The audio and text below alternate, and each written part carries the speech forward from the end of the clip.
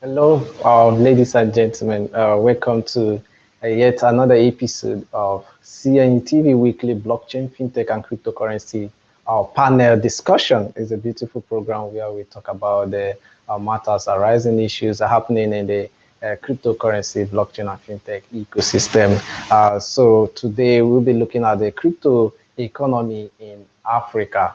We have amazing guests who are doing amazingly well in their session, in their area of specialization. So number one on that list, let me welcome Fabonwa Olubimi, who is a banker, global speaker, fintech enthusiast, and environmentalist. Fabonwa, you're welcome to CNE TV.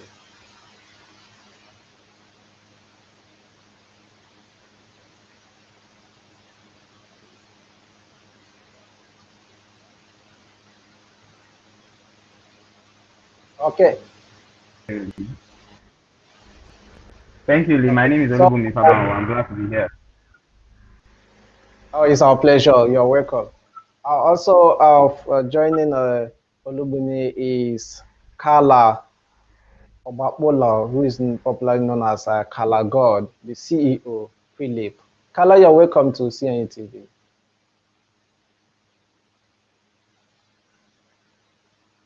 Thank you so much. Okay, and it's pronounced clip, not Q-lip. Is clip. Okay, click. Sorry for that. Thank you very much. You're welcome. So, Like joining us also is Obasi Francis Ifebu, who is the CEO, Lead Wallet. Obasi, you're welcome to CNE TV. You so much. It's exciting. It's our pleasure to have you guys all on this show. So I'm the moderator for this program, Liu Chamaheri. So this program is proudly sponsored by Hot Community and Current News Extra. So we'll go for a short break. When we return, we'll dive into the topic of the day. Stay tuned. Do not go anywhere. We'll be right back.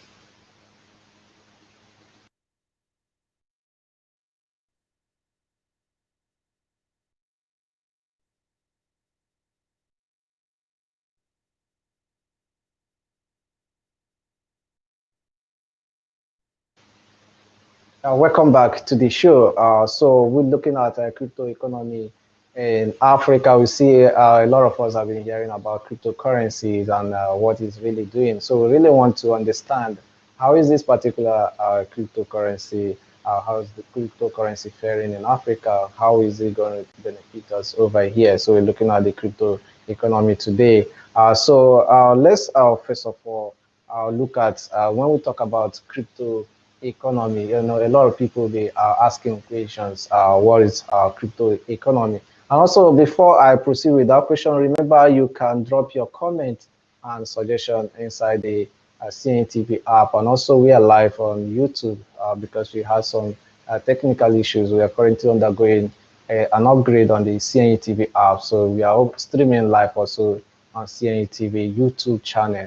Also, you can get us there. So drop your questions for our panelists. Drop your comment there. We'll be attending them as we proceed. So first of all, let me look at Carla. Let me look at what's your take on what do you understand about crypto economy? okay. Thank you so much for this.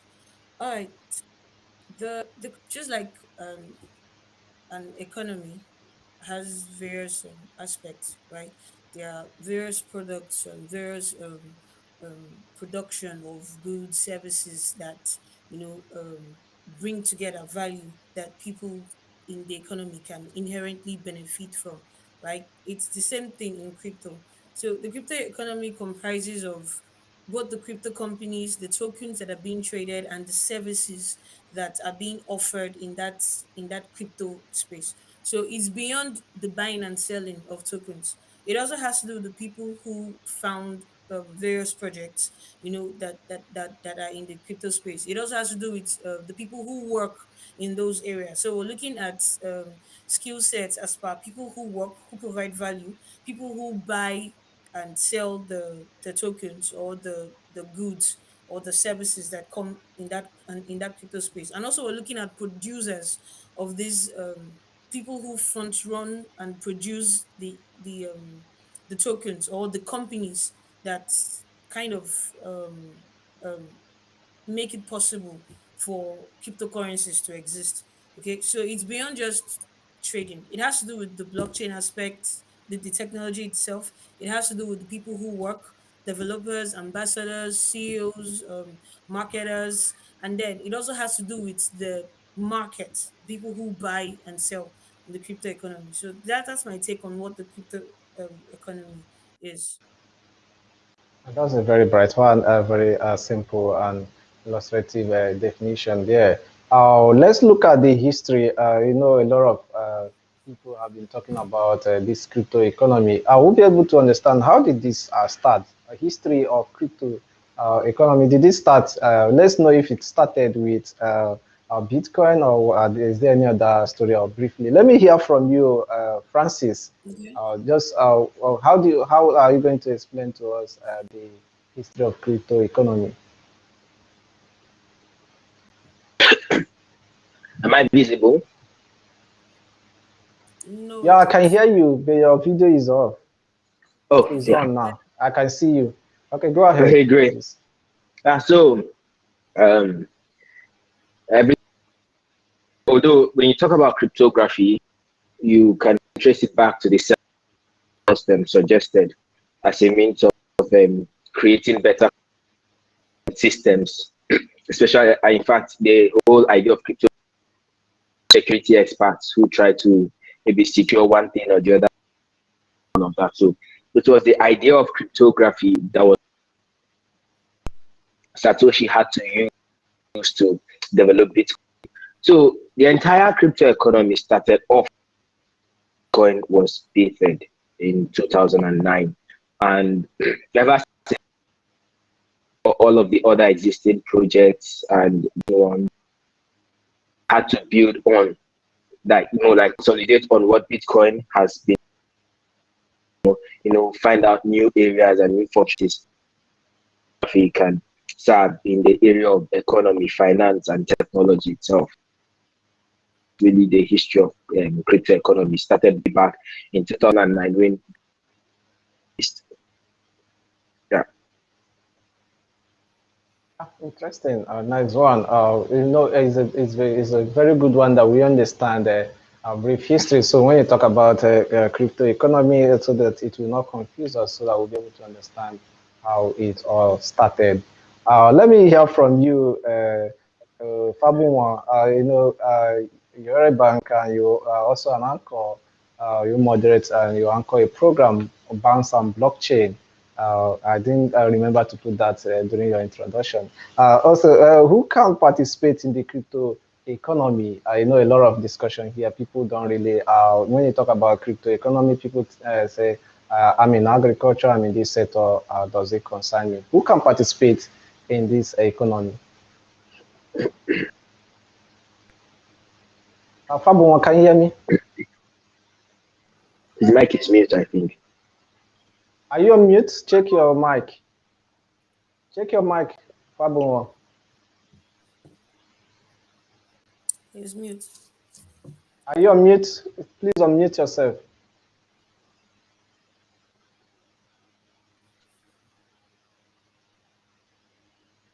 Fabio, can you hear me? You are on mute, please.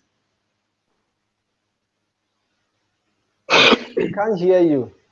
We can't hear you, please.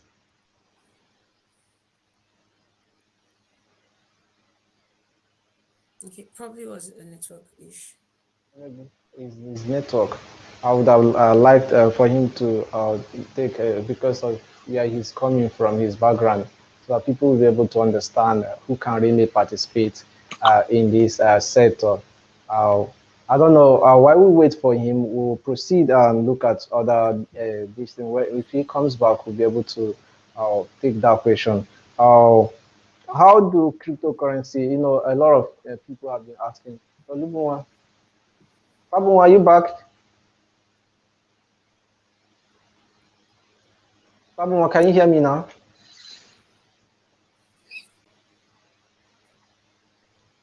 I still can't hear you.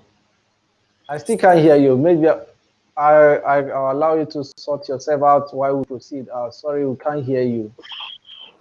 If it's possible to private chat him so he can know that he's he's Okay. While we wait for him, let me hear from what exactly, people ask questions about cryptocurrencies and say, they ask what exactly gives it value. When you talk about the value of cryptocurrency, people say, is it hype? Is it what exactly is the value of cryptocurrency? How do cryptocurrencies have value? Okay, I would like to get your opinion, Francis. So you are the CEO of Lead Wallet. How do cryptocurrencies get value? Yeah. So while I smiled when you were asking, the value comes for it from its hype. That's actually funny when people say things like that. yeah. The first thing to look at is crypto assets. What are cryptocurrencies, right? Cryptocurrencies obviously are currencies, right? That are the cryptographic means, or through the use of crypto technology process, they now command some level of value within it. So now cryptocurrency, the technology and the people. So that is to say, a cryptocurrency is not command some level of acceptance. Even Bitcoin, for instance, when Satoshi first designed and developed to share the white paper of Bitcoin to like platform, so that people can be able to read the technology where possible, also contribute of the technology. So at the end of the day, you just realize that crypto is a people thing. It's a people thing, anything. So when the white paper was developed for an all of the nerds, like people who are into computer science, they were eager technology would play out. Essentially, they mind originally were giving out more jobs, or some sort of just do one simple as much as 50 Bitcoin, 500 Bitcoin, all free. The goal at that point was to make this by gifting it to them, because when people don't talk about it with other people, when people don't agree to accept it, you cannot make any medium of value or any exchange. Imagine. So cryptocurrency is, people are behind it. Its value is chosen to accept it, and then the other person who is goods or services has also agreed to accept it. And above all, there is a network of miners who then mine these assets to one, as they mine it, and then to secure the blockchain overall. So that is why typically a blockchain that is well developed as Bitcoin is, you cannot hear things like maybe the blockchain or a particular block number goes off another block number when it should, or scammers trying to mint assets into that particular properly or in an honor manner. So at the end of this side, to the use case side, to the financial value side, and all other things, crypto is drawn from people who are involved in it. That is why and sweet when we hear organization or that they are now accepting Bitcoin, or they now want to in the crypto space, because the more people you have on this in this space, the better it is for. Thank you. Okay, thank you very much for that wonderful explanation. A lot of discussion have been going on around this particular question: how do cryptocurrencies get its value? Still on that, let me get your opinion there, Carla. We're talking about the value cryptocurrency, how it gets its value, or the rest of them. So let's look at NFT. We see how NFT recently making news, and People are saying it's a buzzword, or a lot of things are there said about it. So, what will you say about NFT? How does it gain its own value too? Yes, it's still part of a cryptocurrency too. Thank you for that. Okay, so the when you talk NFTs, it means non fungible token, right? That's the tech explanation, right? Just like cryptocurrencies can be created, and what really gives them value are their use cases and the people behind them. So, what problem is this token, solving? Right, that's what makes cryptocurrencies an asset. And anybody who has the proper knowledge can create a token. It's easy to just create a fungible token. You start making it relevant to certain activities that people would use. It is when people use those engage in those activities that the token can have value. NFTs on the other side, they are non-fungible, but they are still tokens, right? They are still built on the blockchain. They represent something. The difference is there's a sentimental attachment to this representation, all right, of NFTs. So they are simply data stored on the blockchain, whether it's a picture, whether it's a video, a GIF, or code or text. They are simply data that is stored on the blockchain that has aesthetic value, whether that value is attributed or whether that value is intrinsic. Now, when we talk about intrinsic value, it is that NFT having a real life representation. This is what we see in real estate, where real estate companies can have NFTs representing the houses or the architectural design they want to implement, and whoever it is that buys those design have like a certificate, that's on the blockchain saying such and such house or such and such property belongs to this person.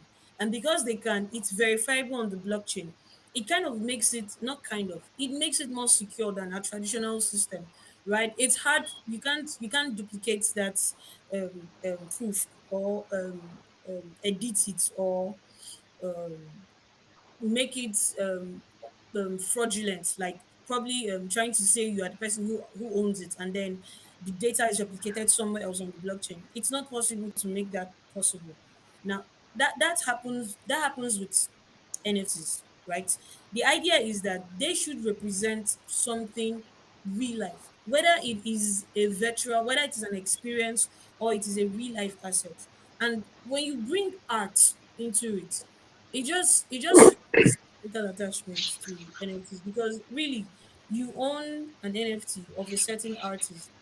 The thing that gives that NFT value is the artist. It is who is behind it. It's the community behind it. It's not like, okay, you can actually get the art, in real life, and then what you can just do is display it. But another good thing is if that art has a real life representation of utility in real life, that okay, I have this NFT and it gives me access to something on in the real world, even though what I have is virtual. That's an aspect that NFTs are getting into, where we see various utility and use cases, being attached to real life NFTs. And that's something that's going to blow up in future, because where we are right now in the NFT space, we're still very new. We're still scratching the surfaces, right? We've not even started seeing institutional investments in NFTs like we have seen with cryptocurrencies, right? It's the same technology, the same platform. But what NFTs bring is being able to have sentimental value, have that sentimental value on the blockchain. That's whether whether that sentiment is an experience in a concert or music, or it is a music of a certain artist, or it is a memory of you owning a comic collection that you loved when you were much young, or it is real estate, actual value that you can exchange this NFT or attach this NFT to a house, or it is a documentation, right? Certificate of you having an experience on something, a certificate of you having attended a certain event or gone through a certain course, right? So these are the things that NFTs bring that we don't yet see right now, and that we can't get in the crypto in fungible tokens as per cryptocurrencies. So that's my take on NFT, the concept. That's a very good description of NFT. You took your time there to explain this very well, so that everyone could understand. Fabunwo, are you back? Can I hear you? Maybe I would like to get your take on what is your take on CBDC? You have a background. What's your take on central bank digital currency? Can you hear me? Okay, can you hear me now? Yeah. Yes, I can hear you. Go ahead, please. All right. So I can hear you. Go ahead. digital. All right. Central bank digital currencies. I think first we have to talk about where we are coming from as humans and as man, our evolution when it comes to money. So first, say we started from having to trade in trade by barter. Then we moved to trading gold. Before we moved to trading fiat currencies, that's just about 1,000 years ago. And now we are looking at trading or doing business in cryptocurrencies. And if you look at that, it's gaining momentum now. At least for the past 12 years, this industry has already started. It started gaining momentum at it.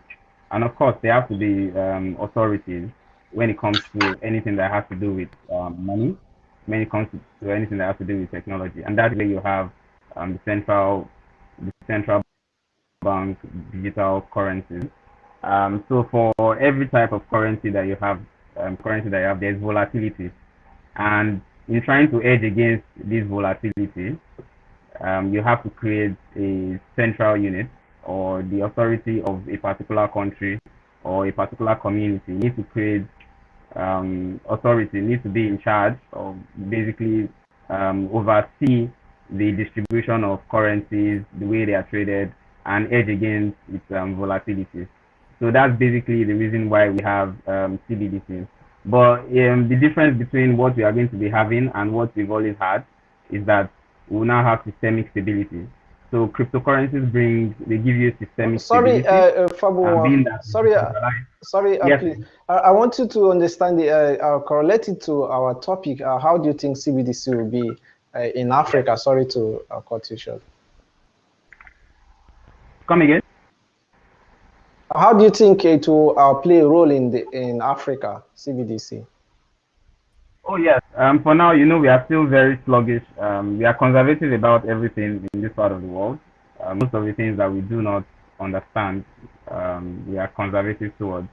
So I think that is going to greatly influence the way Africa has been doing business. It's going to help us with trade.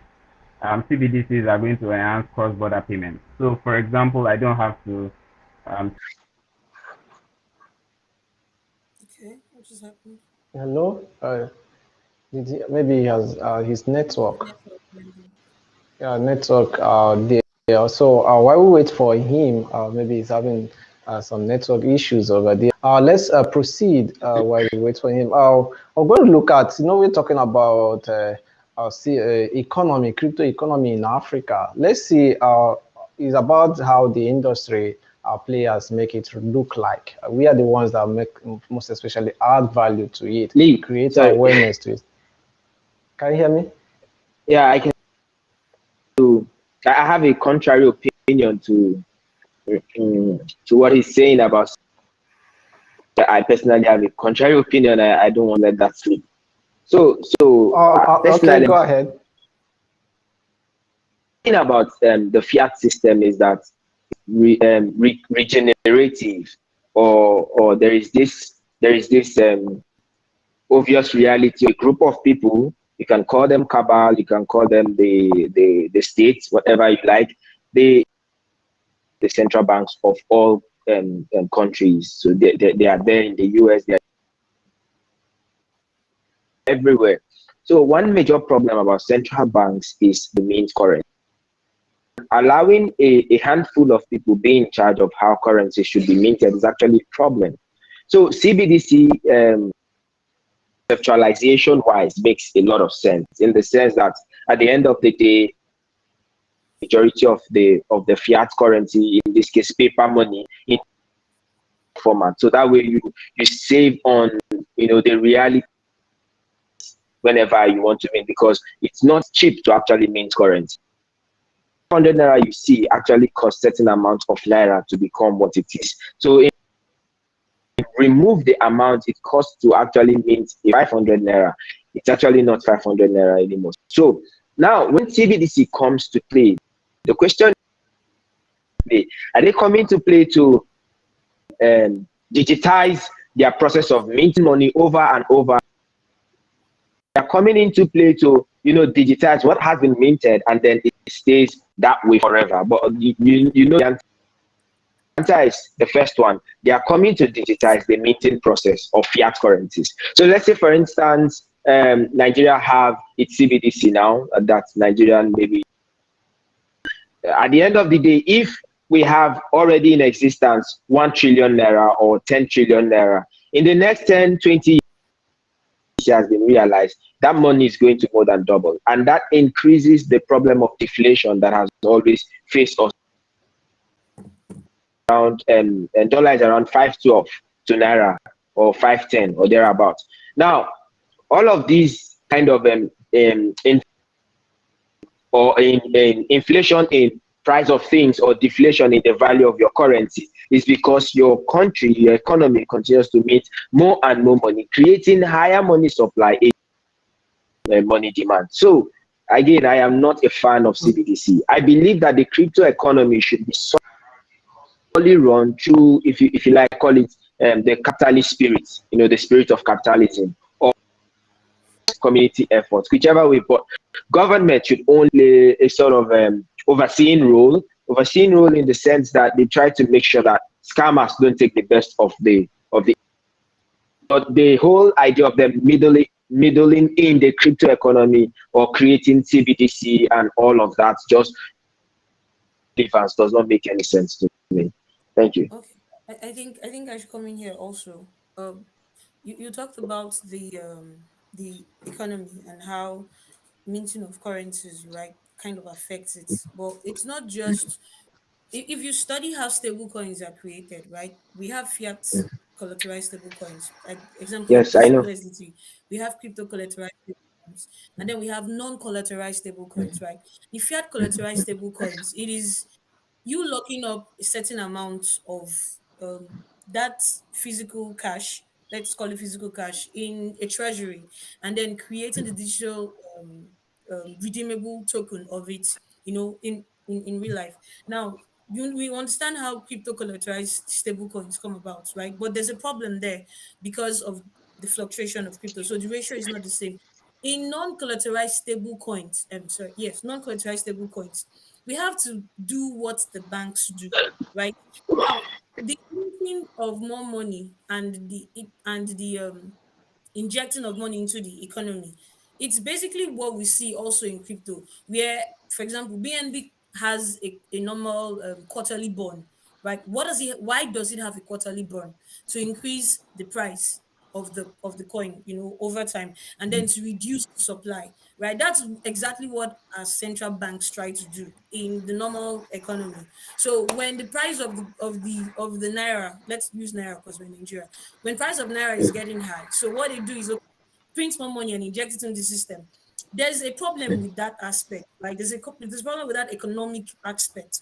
Okay. Now that the reason the economy has issues, it's not just because more money is being minted and injected into the economy. We also have to look at other areas like our production. What we produce as a country, to send back out of the country, so that we can also place more demand on an naira from people outside. Okay. Even look at also the political system. So it's not just the minting aspect, because this is something that happens in every country. It's like one of the bedrock for economics. Okay. So using the banks to control supply and demand of that token. What would happen with CBDC is that that ability would be restricted and more decentralized. I know it's centralized in an aspect, but you can know that certain amount of money is being locked in the treasury, and this is the representation of this amount of money as a stable coin. It reduces the chances for our government to do things like printing money and not having it on record. Because if we look at, say, okay, the cost of printing one note, we can't really determine the cost of printing one note because economics of scale coming. It's not just one note that is being printed, it's multiples of notes. And when you put all the costs Doesn't make together, free. Doesn't I make didn't it get that. free. It doesn't. It doesn't make it free. I Yeah, mean, it does. the economic of scale. Exactly. I know it doesn't make it free, but you can't say that because Mhm. I'm not okay. Let me not say you can't say that, but it's not just that one aspect that causes a lot of these things that we see in our economy today. There's a role that CBDC has to play with decentralization, and we know that that's something we want in our government. You can't scam the blockchain, you just can't. So if let's say we have a system like some like the DAO, right? Like yes, the DAO system that companies are already enforcing. If we have that kind of system for some aspects in our country, and the CBDC token is the one that is used to arrange those systems or run those systems, decentralization is in play. We can understand what is actually happening in the company, in sorry, not the company, Okay, in the sorry, country where the funds because of our time, taking I have to. Sorry, because of our time, I know this a very interesting topic to talk about. We are running out of time. Let me hear from Fabunwa. Fabunwa, are Okay. you with us? Yes, can you hear me now? Yeah, go ahead. Briefly about the CBDC, what you were saying. It has been generating some discussion here. Okay. Oh yeah. Go ahead, I'm so please. sorry about the erratic network. It's raining. I sincerely apologize. No problem. So I was talking about the impact. Yeah, I was talking about the impact on the African continent. I think that is going to help us with our development as a continent, um, being able to do cross-border payments, and when our treasury or our country's currency is backed up by an e-currency, that is by coin, a CBDC, it gives us global acceptance. It helps us to leapfrog so many continents. So in the space of Africa, I think that countries should start adopting as soon as possible, because I know that there have been a lot of mouth say and talk about implementing CBDCs in African countries. But I think that it's high time we started to set up a regulatory framework, and not wait for the West, because that's what we do most of the time as a continent. We always wait for Western countries to do things before we go ahead. So why do we have to do that? I mean, the largest market for cryptocurrency trade has been African countries for a number of months and maybe a year or two now. So why can't we just leapfrog all these continents and go ahead to implement it? So I think that it's going to bring development to the African continent, and it's going to help us with global visibility. Thank you. Okay, interesting. Interesting I how I we've been just able to. Do you have anything, so I'm or so we are running out of yeah. time? I just I know. Sorry. I mean, what's the essence of this kind of panel if we will not actually query these topics, in my Okay, opinion? just So, briefly, just briefly. yes, exactly. So my question here is okay. So how does CBDC actually stops a politician in the East, for instance, from stealing money when they want to? And CBDC really. how does CBDC also stop the central bank from listening to the US Treasury to deflate naira, or to actually mint more naira, or to own certain amount of gold in the reserve, the naira's value? How? I want to understand. Because of the blockchain technology, we can know when they do that, Okay. because for them to do that, they will need to issue a transaction that we can see. Right now, if anybody goes to CBN to do anything, you will not know. But if 1 trillion naira is being locked in the treasury and 1 trillion naira is treated as a normal CBDC, if anyone is burnt, we'll know. It's there on the blockchain. Anyone will be able to just go on and check and see what's been happening. And then investigations can actually start. Right now, we can't even investigate the CBN because there's no way to start from. We don't have the access, we don't have the clearance to go through any of the records or so. But with the But blockchain, will it's possible. C sorry, but will CBDC invalidate paper money? No, it will not. Will They it? will always be for cash. They will Yes, always that's the be for problem. So if I'm C, CBDC. if I'm a, No, yeah, what okay, if it I'm a does, CBN governor, yeah. if I'm a CBN governor, right, and then I know that I have 20 trillion naira in my possession, home and abroad. Nigeria has the control of 20 trillion naira in a CBDC system. Myself and my cronies will just report what I want. That's just the reality. That's the truth and nothing but the truth. CBDC But we are blockchain still can never. able to see No, it sorry. on the blockchain. That's what I'm trying to explain. You can't just report facts and say they are facts. Okay. We'll see it on the blockchain. If anybody is holding these CBDC currencies, they are on the blockchain. Which wallet holds this and this amount? And because it's Okay, being how about issued, the fiat? How about the fiat itself, the paper fiat money? is So there are fiat is people. untrackable. What CBDC helps is reduce that untrackable amount in the economy. And people like me and Okay, you who transact daily with digital currency, it makes it easier. So if somebody is okay, stealing a certain amount of money in cash, at least that amount is untrackable and it's reduced. It's not as much as the one in the treasury. The idea is okay, that the ones in the treasury should be more than what's in circulation.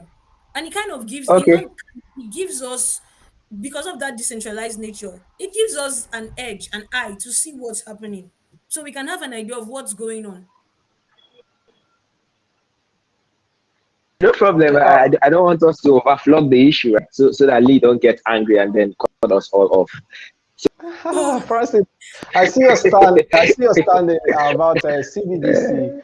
Your stand about CBDC and also her stand is a very amazing discussion that she is for CBDC. You are against Again, CBDC.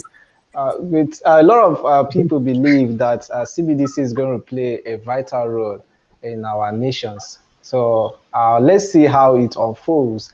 Uh, let's look at what is really happening. I was talking about, earlier on we said that our crypto economy is about the players, how we perform and how we give it value. So I would like to know how are we really making contributions in this ecosystem? I know that we are players in this crypto economy. How are we making contributions? Let me hear from you, Carla. How are you making contributions in this ecosystem?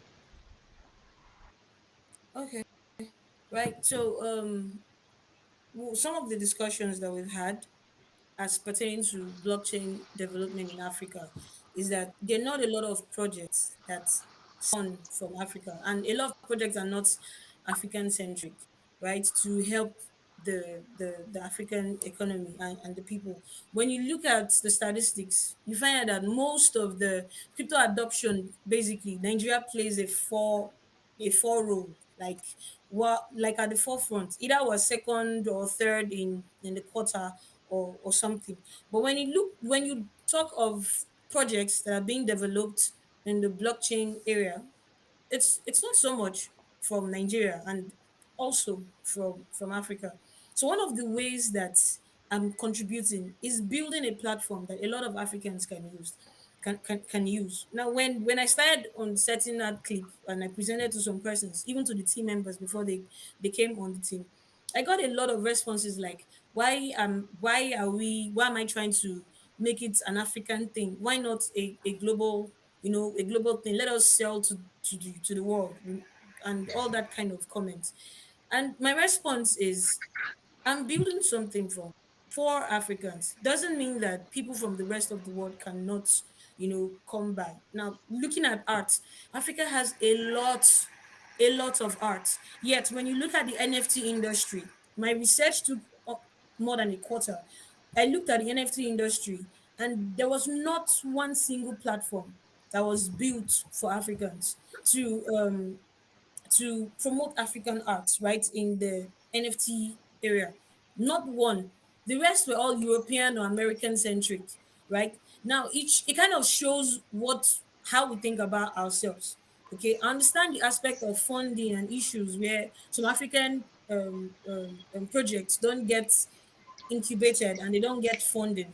But what I'm trying to do is break that sort of imaginary barrier or More. imaginary wall, right? So at the moment, we're seeing projects that are coming up from Africa and people actually getting funding. Okay. One of the last I can talk about is the Binance Africa Hackathon that we won. And there were some other African centric projects on it. And they won also. Looking at the fact that judges judged us and looked at our project and they saw something at least. So that area is something I feel like would be that kind of experience of African projects not going so far and blockchain projects not coming from Africa. I think it's something that would be really turned to minimal in the next 2 years, 2 to 3 years. So right now we're seeing projects come from Africa, and that's the best way to really contribute to the ecosystem because what we're trying to do is also, create our own economy, just like there's the macro economy in the crypto space. We're trying to create our own African centric economy where developers can work, marketers can work. We have a lot of bright minds in Sorry, Africa. I'll just round. I'll have to cut you short because of our time. Let me hear from you, Fabu. How are you making contribution in the ecosystem? Shortly, just briefly. Yes, okay. So mine is more of education, blockchain education basically before adoption. So there's a lot of things that we don't know about, or there's a lot of people, there's a lot of Africans and Nigerians that do not know anything about cryptocurrency or blockchain, the technology in itself, and many other technologies like that. So it is important for us to educate our people and let them know the truth, the myths, and the facts about a lot of all these things because we hear many things via social media and via other type of media. And so what I do is I have a platform with CNE TV where we educate weekly on the use of blockchain technology, how it is applied, the use cases, the challenges that might come with it, the way these challenges can be mitigated against, and a lot of things that surround blockchain technologies. And the same thing with Carla too. I'm facing Africa because I think that that's where it's good to start from where you're from before you start looking global. So I do that at 1 p.m. every Thursday, and we also publicize and have a lot of articles on blockchain technology, what you need to know today, what's happening today. I have a clubhouse. I have a club on Clubhouse where we also discuss technology in Africa, and everything is just pointing to the fact that people need to be enlightened, people need to be educated about a lot of all these technologies. And many of us think that we know all these things, but technology is evolving. Blockchain technology is evolving, cryptocurrencies and the cryptography, everything is evolving by the day. So it's important for us to stay abreast and also educate our people. So mine is basically cryptocurrency and blockchain education. Yeah, that's interesting about education. We really we believe that proper adoption of cryptocurrency and blockchain will truly come through education, proper education. So the more people understand the ecosystem, the more they get to get involved. We'll take some questions. I know there are some questions that are coming on. I will take them after I hear how Francis is making contributions in the ecosystem. Francis, are you with us? Yeah, sure. I am. Well, personally, I'm all about empowerment and, of course, educating. So I'm actually into so many things in this space. I've been here since 2016, right there, when I was doing my master's in development studies, and from there back, so I just took cryptocurrency and blockchain related stuffs full time, and then moving away from that, I spent some time working for some blockchain companies, and then lately I found my footing, understood the space very well. I started out to build my first project. It was ICE then, and I had about myself and three Nigerians who were part of the ICE project then. So we were more like a community management firm. So the goal was, just try to earn from overseas, and we were able to return about 5K to 10K dollars from from the global market, from the global crypto market. After some time, the company couldn't stand the test of time because the demand for community management services dwindled a lot in 2018, 2019. So we had to just close it down. And then in that process, the experiences I gathered from being a moderator, community manager, and social media manager, I realized that one of the core problems that a lot of people globally, doesn't matter whether you're from Africa or any continent at all, was the ability to actually safely store your crypto assets. So it dawned on me that beyond just teaching people how to store their crypto assets, there were no should I say user-friendly crypto wallets at the time. Even right now, I still believe that Lead Wallet is one of the best wallets in terms of UI interface and the kind of services we are offering. So it is at that point I told myself that I was going to explore the crypto wallet market industry.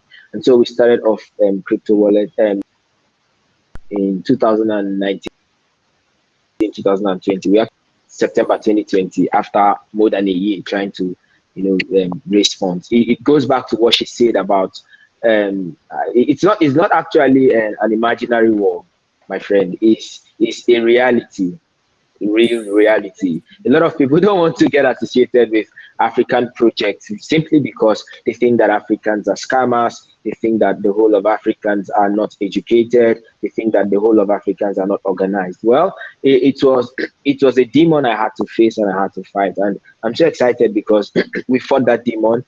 We got funded at first through a pad, an LID, a DAO pad, a decentralized exchange pad. So we raised 300K. That's what we have used till now to build out the wallet application. Lead Token is trading on exchanges. And beyond just Lead Wallet, I've also moved to actually be a part of other projects. I am also the founder of Dispace. Maybe if you go to dispace.io, you'll be able to learn a thing or two. So dispace.io in summary, it's DESPACE. DESPACE.io. Yeah. So it's an NFT and DeFi focused project. So the goal there is just to add value to what you said about African NFTs. The goal is to actually sync both African NFTs and other global, continents NFTs on the platform and then expose it to the world. So if an African is a very good artist, for instance, and he has good following, we can actually put his work on the pad and auction it or put it up for lottery. So at the end of the day, we create exposure for that safe user and also sell out his art to the world, thereby bringing attention to the African art, African music and entertainment industry. Then on the side note, I'll have to cut you short. need- Sorry, because of our time. Okay. Sorry, because of our time. Sorry, we had some technical issues and we started a bit late. Also, our app, we're also running some technical upgrade there. And we have run out of time. So there are questions that are coming in. I want to talk about something you made mention about seeing Africans as scammers. It has really been a challenge. Scamming, when it comes to scam issues, is a global issue. I don't know why most of them have been shifted to Africa. So other parts of the world, they do scam even more than the Africa. painful parties. When I think about scam or somebody associating me or anybody I know as scam, then I think about OneCoin. OneCoin raised, I think, around $1 to $2 billion. Over $1 billion. You understand? And these are all white guys. No team.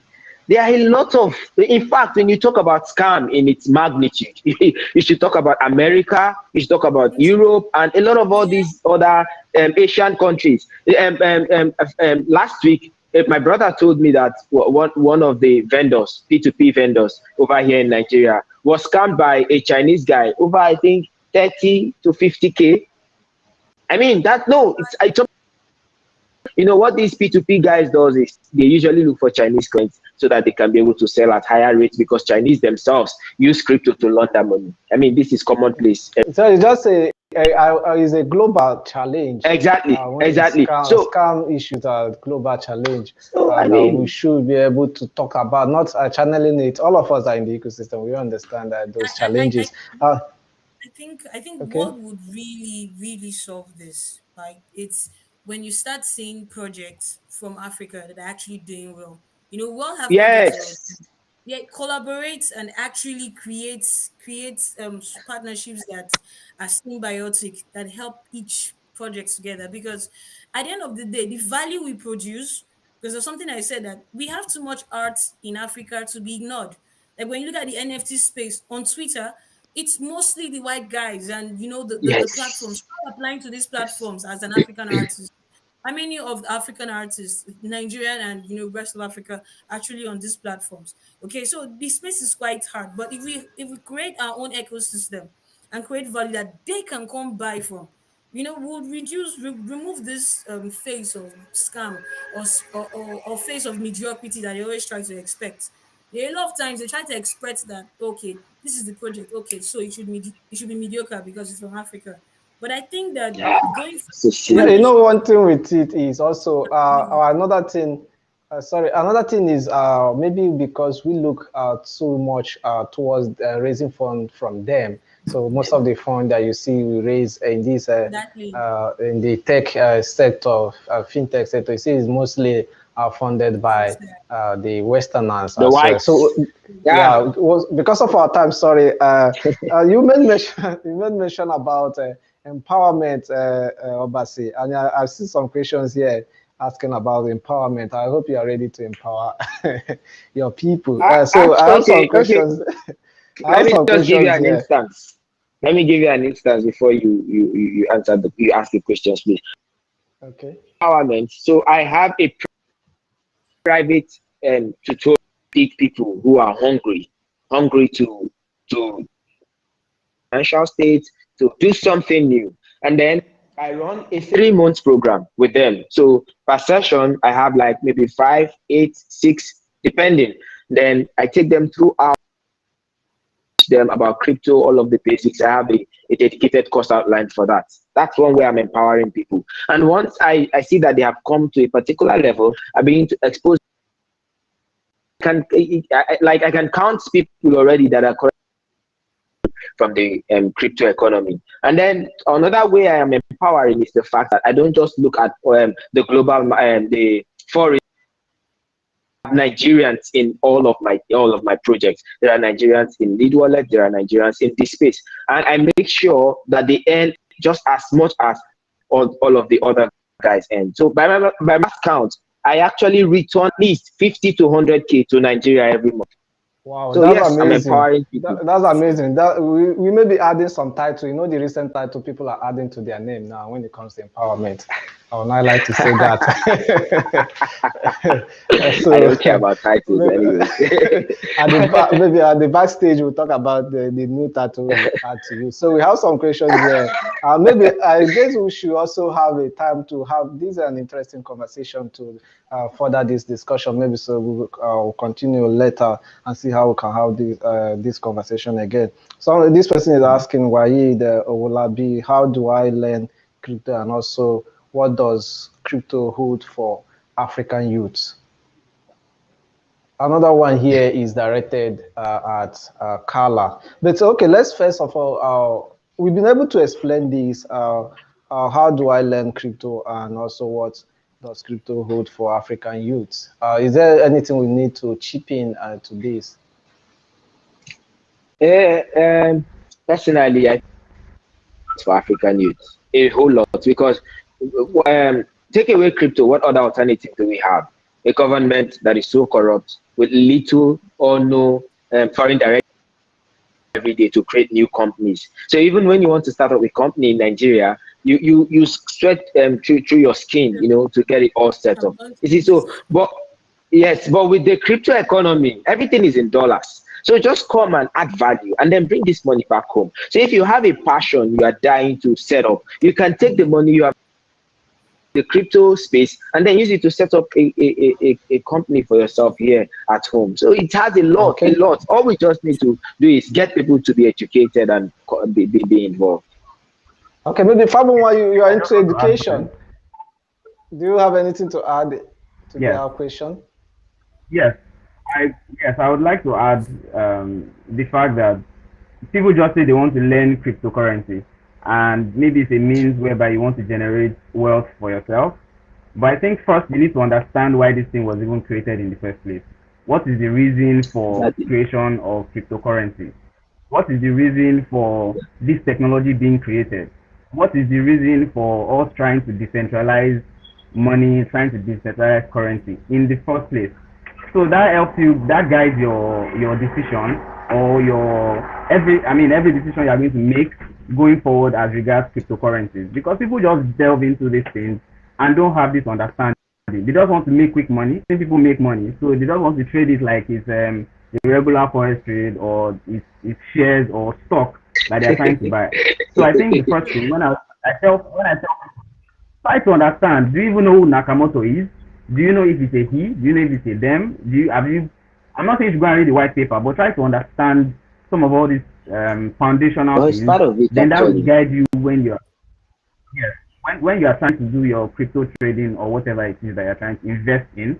So you have to understand the investment you're trying to make in anything that you're doing in the first place, and especially with cryptocurrency, understand what the future holds for this.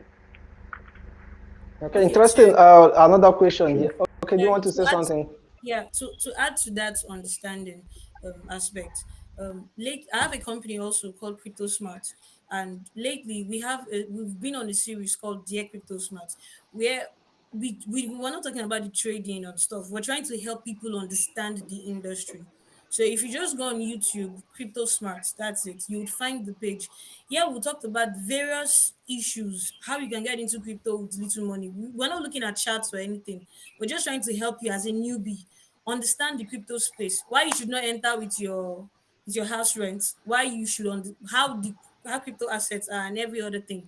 So when you go through those videos, you understand what cryptocurrencies are before you actually start taking the courses to learn how to trade and all that stuff. So that's something you should do first. It will help you understand the Okay. industry. There are these questions that, and they are directed to you, Carla. Okay. How I'll read them because after that I will not be taking other questions. We have already said our time. Okay. This person is asking Carla, as an artist, how do you advise one to join NFT space? That's number one. Another person, that's from Dedayo Michael. This other person is it Taryn John? You say, Carla, what's your advice to ladies in bracket, African ladies? So you answer these two questions. If there is any other person that wants to You can do add it. to these, also the person can add, then we'll summarize. So what's your take on those questions? Okay, for the first question, as an artist, how to get into the NFT space, we already have a handbook, clip handbook for artists.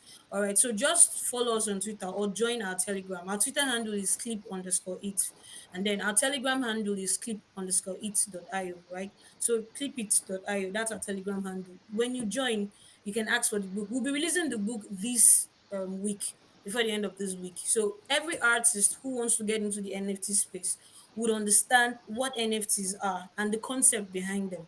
But the easiest way to do it is to start looking at it as a career online. So it's like a digital career, just as you make pictures and you put this stuff on your Instagram page. The idea is those pictures being able to sell also as NFTs and you being able to add utility to them. So people who buy those pictures can actually have the main pictures or the main work of art in real life. So, but the book will better explain. So to understand that, join our various social media handles. Then the the part about my advice to ladies, is it ladies in blockchain or something? But okay, I'll just assume that it's for ladies in blockchain. Okay, so the first thing I would say is add value to the system. The money follows value. Basically, that's the truth. If you create value, money would follow. So don't pursue the money, pursue the value. Bring something that people can, benefit from, that people can buy. Provide a solution. And you don't have to know everything. I am not a tech person. I'm not a dev. I don't know the first thing about coding. Okay. But that my team comprises of developers, of marketers, and so there's a communication aspect where I try to understand. I let them know what we want to do, and then they try to communicate, and we go back and forth before we get something. So you don't have to know everything. You can have an idea of what you want to provide, the value you want to provide, then start interacting with people, and forming partnerships and all. That's the nutshell I can give because of Is time. there any other contribution before we draw the curtain on those questions? I'm good.